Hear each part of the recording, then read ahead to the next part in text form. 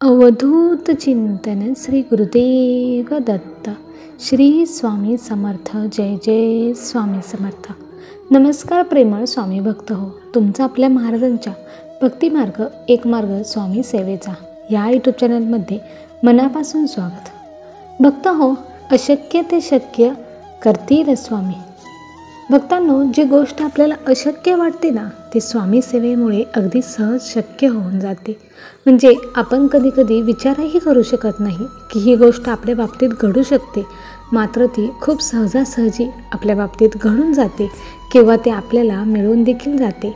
स्वामी सेवेमध्ये इतकी ताकद आहे की जे आपल्या नशिबात नसतं किंवा ज्याची आपण कल्पना देखील केलेली नसते ते आपल्या बाबतीत घडत असतं. तर असाच ह्या ताईंचा एक अनुभव आहे.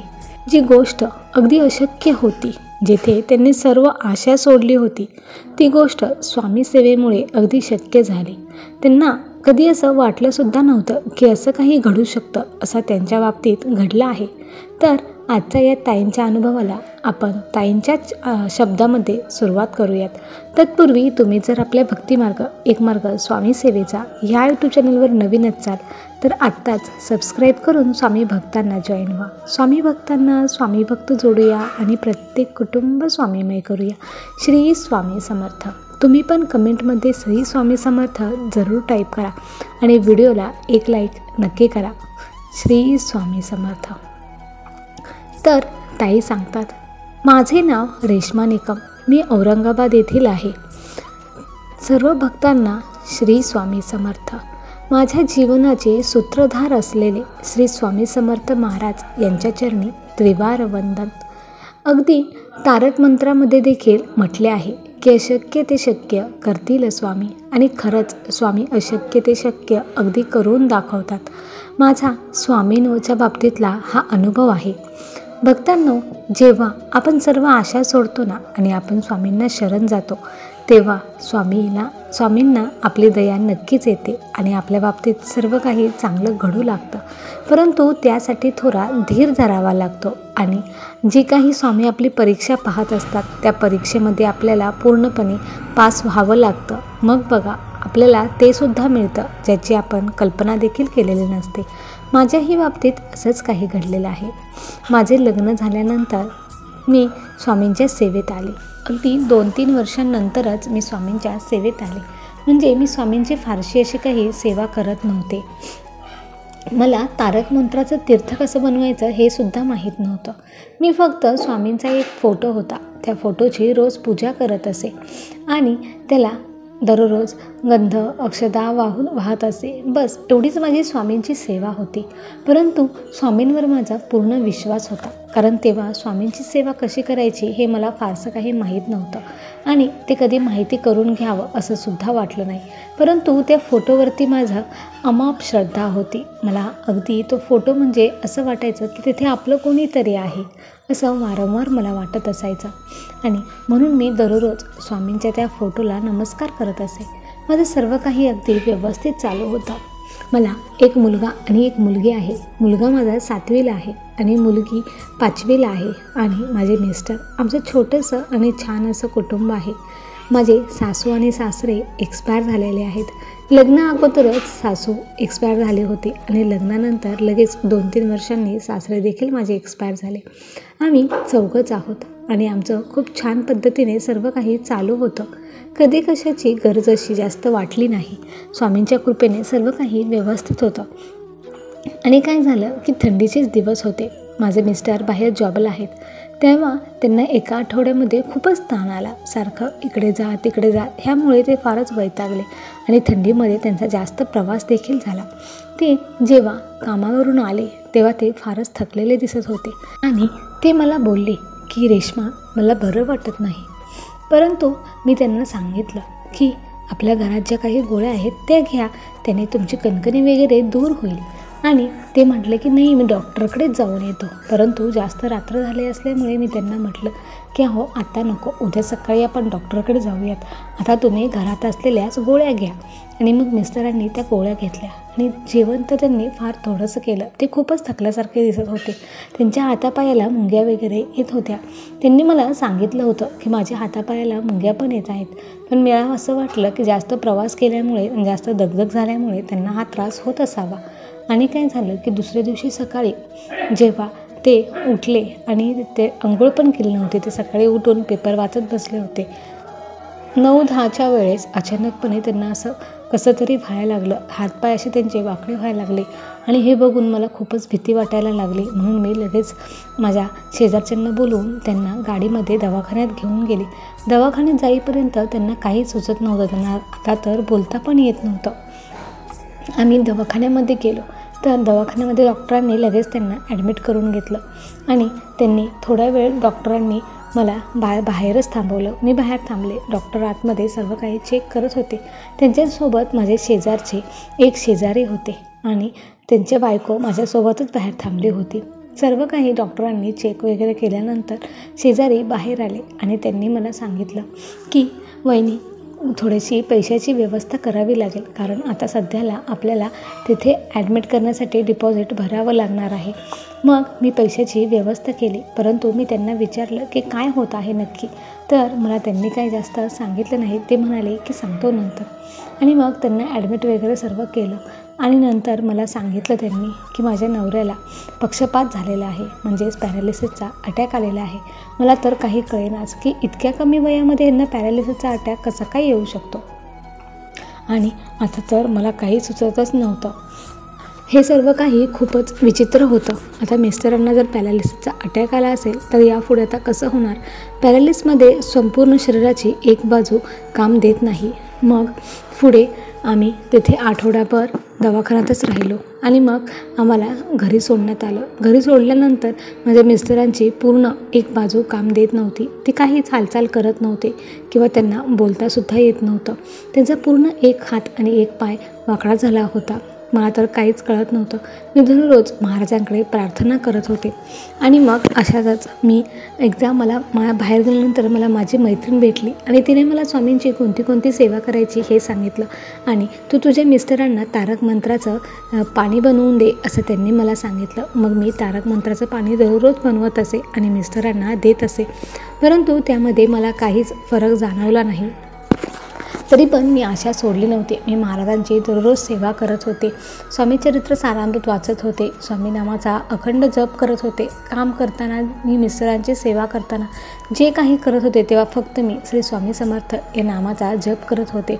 आणि तारक मंत्राचं तीर्थ मी दररोजच बनवत होते. परंतु आता असेच 2-3 महिने गेले, परंतु मिस्टरांना काहीच फरक वाटत नव्हता. आता मला असं वाटत होतं की महाराजांची सेवा करून काहीच फायदा नाही, कारण आपण इतकं काही करतो आहे, इतकं मनापासून महाराजांची सेवा करतो आहे, परंतु माझ्या मिस्टरांना काहीच फरक वाटत नव्हता. आता पण सर्व काही तारांबळ होत होती. त्यामुळे काय करावे काही समजत नव्हते. मुलांची पण शिक्षणाची सगळी नुसती हेळसांड होत होती. आणि आता तर मला स्वामींची सेवासुद्धा करू वाटत नव्हतं. परंतु मी तरी पण महाराजांची सेवा करत होते आणि महाराजांना मी सांगत होते की महाराज, मला वाटत नाही तुमची सेवा करावी, तरी पण मला आशा आहे की तुम्ही काहीतरी करसाल. असेच पुन्हा 1-2 महिने गेले तरीसुद्धा काहीच फरक नाही. आता मी एक दिवस असंच माझ्या मिस्टरांना तारक मंत्राचं तीर्थ दिलं. त्यांना तीर्थ वगैरे पाजून झाल्यानंतर मी किचनमध्ये स्वयंपाक बनवण्यासाठी गेले. मी किचनमध्ये स्वयंपाक बनवण्यासाठी गेल्यानंतर मला एक भांडं पडल्याचा आवाज आला. म्हणून मी माझ्या मिस्टरांकडे गेले तर मिस्टरांनी टेबलवरचा तांब्या खाली पाडला होता. त्यांना अजून पाणी हवं होतं. मग त्यांना बोलता येत नव्हतं, त्यामुळे त्यांना सांगताही आलं नाही. याचं मला फारच वाईट वाटलं आणि मी अक्षरशः तेथेच रडायला लागले. आणि मी मिस्टरांच्या शेजारी बसूनच रडत होते. मला रडताना पाहून मिस्टरांच्या देखील डोळ्यातून पाणी येत होतं. त्यांनी रडू नये म्हणून मी माझे अश्रू गिळले आणि रडायचे थांबले आणि मिस्टरांना धीर दिला की सर्व काही व्यवस्थित होईल. आणि आता माझ्यामध्येच धीर राहिला नव्हता, परंतु मला तसं मिस्टरांना दाखवता येत नव्हतं. मी त्यांना धीर दिला आणि बाहेर आले. आणि संध्याकाळी सर्व कामं वगैरे आवरून मी झोपी गेले. मला गेल्या 3-4 महिन्यामध्ये कसलीच गाढ झोप लागली नव्हती. परंतु आज काय झाले होते काय माहीत. मला अजूनही ती रात्र आठवते की त्या रात्री मला इतकीच गाढ झोप लागली की मला एकदासुद्धा मिस्टरांकडे सुद्धा पाहण्यासाठी जाग आली नाही. आणि इथून मागे मला 3-4 महिने अशी रात्रीची कधीच झोप येत नव्हती. मी वारंवार उठून मिस्टरांना काय हवं आहे काय नको आहे, ते झोपलेत का, त्यांना काही त्रास होतो आहे का, हे मी वारंवार पाहत असायची. परंतु त्या रात्री मला कधी झोप लागली हे मला कळलंच नाही आणि मला अजिबातच जाग आली नाही. जेव्हा मी पूर्णपणे गाढ झोपी गेले तेव्हा मला एक स्वप्न पडले आणि एक स्वप्नामध्ये मला एक माणूस दिसला. त्या माणसाने अगदी भगवी वस्त्र परिधान केलेली होती आणि त्याच्या कपाळाला असं शेंदूर वगैरे लावलं होतं आणि पूर्ण अंगाला भस्म होतं. गळ्यामध्ये माळा होत्या. मी त्या माणसाला मला अजूनही त्यांचा व्यवस्थित असा चेहरा आठवतो आणि त्या मनुष्याने मला सांगितलं की बाळा, तुझी प्रार्थना आता आमच्यापर्यंत पोचलेली आहे. तू एकदा फक्त तुझ्या मिस्टरांना घेऊन अक्कलकोटला ये, मग बघ कसा चमत्कार घडेल. अशक्य ते शक्य नक्कीच घडून जाईल. आणि तेव्हा मी हे स्वप्न पाहून अचानक दचकून उठले आणि तेव्हा मी घड्याळात पाहिलं तर पहाटेचे 4:30 वाजलेले होते. असं म्हणतात की पहाटेची स्वप्न खरी असतात. मी तर ह्या गोष्टीवरती बालपणापासूनच विश्वास ठेवते. त्यामुळे मी 2 दिवस त्याच विचारामध्ये होते की खरंच मी एकदा अक्कलकोटला जाऊन येऊ का. परंतु आता अक्कलकोटला जायचं म्हटलं तर मिस्टरांची तब्येत देखील साथ देत नव्हती आणि त्यांच्या एवढ्या प्रवासाची दगदग फारच होती. आणि मग असेच 15 दिवस गेले आणि आता माझ्या डोक्यातून अक्कलकोटला जायचा विचार पूर्णपणे गेला होता. आणि एकदा मी अशीच दुपारचे झोपले होते तेव्हा मला पुन्हा तेच स्वप्न पडले. तोच माणूस माझ्या स्वप्नात आला आणि त्यांनी पुन्हा तेच सांगितलं की बाळा, एकदा अक्कलकोटला येऊन जा, बघ मग काय चमत्कार घडेल. आणि मग मला पुन्हा जाग आली आणि पुन्हा तेच स्वप्न पाहून मी मला अगदी आश्चर्यच वाटलं की एकच स्वप्न 2 वेळा पडलं. तोच माणूस पुन्हा स्वप्नामध्ये आला. म्हणून आता मी अक्कलकोटला जायचा विचार पक्का केला आणि मी तसेच ताडकन बाहेर गेले. माझ्या हातामध्ये जी सोन्याची अंगठी होती ती मी गहाण ठेवली आणि पैसे आणले, कारण आता मला मिस्टरांना अक्कलकोटला घेऊन जायचेच होते. मी, मिस्टर आणि माझी 2 मुलं मी गाडी भाड्याने घेतली आणि आम्ही चौघं अक्कलकोटला निघालो. अक्कलकोटमध्ये जाताना रस्त्यामध्ये खूप अडचणी आल्या. म्हणजे भरपूर पाऊस येत होता, सारखं ट्रॅफिक लागत होतं आणि मिस्टरांच्या प्रकृतीमुळे हे फारच जराशी त्रासदायकच होतं. परंतु मला जाणवत होतं की आपल्याला अक्कलकोटला जाण्यासाठी भरपूर अडचणी येतात, परंतु आता आपण डगमगायची नाही. आता आपण अक्कलकोटला जायचीच. जे होईल ते होईल, कारण आता माझं पूर्ण कुटुंब आम्ही एकत्र होतो आणि आम्ही अक्कलकोटला पोहोचलो आणि अक्कलकोटमध्ये गेल्यानंतर मी स्वामींचं दर्शन घेतलं. मी पहिल्यांदाच अक्कलकोटला आले होते. अक्कलकोटमध्ये गेल्यानंतर अगदी प्रसन्न वाटलं. असं वाटलं की आता जे काही अडचणी आहेत त्या सर्व इथंच राहतील आणि आपण अगदी आनंदाने घरी जाऊ, असं वारंवार मनात येत होतं. आणि मी मिस्टरांना घेऊन स्वामींजवळ गेले आणि स्वामींना अगदी पदर पसरून मी भीक मागितली की महाराज, माझ्या पदरामध्ये माझे मिस्टर टाका महाराज, त्यांना लवकर बरं करा. असं मी महाराजांना अगदी हात जोडून प्रार्थना केली. महाराजांचे आम्ही संपूर्ण अक्कलकोट फिरलो. मिस्टरांना आम्ही गाडीतच ठेवलं आणि जेथे दर्शन घ्यायचं आहे तेथेच फक्त मिस्टरांना खाली घेऊन त्यांना दर्शन घेऊन दिलं आणि नंतर आम्ही घरी आलो. घरी आल्यानंतर अगदी 2 ते 3 दिवसातच माझ्या मिस्टरांचा पाय हलू लागला आणि असेच पुन्हा आठवड्यानंतर हात हलू लागला आणि माझे मिस्टर हळूहळू बोलायला लागले. मला तर अगदी हा चमत्कारच वाटला, कारण ज्या गोष्टी आता घडतील असे याची आशा मी सोडली होती ते अगदी मी अक्कलकोटला जाऊन आल्यामुळे सर्व अगदी पायरीने घडत गेलं आणि आता माझे मिस्टर अगदी व्यवस्थित बरे झालेले आहेत.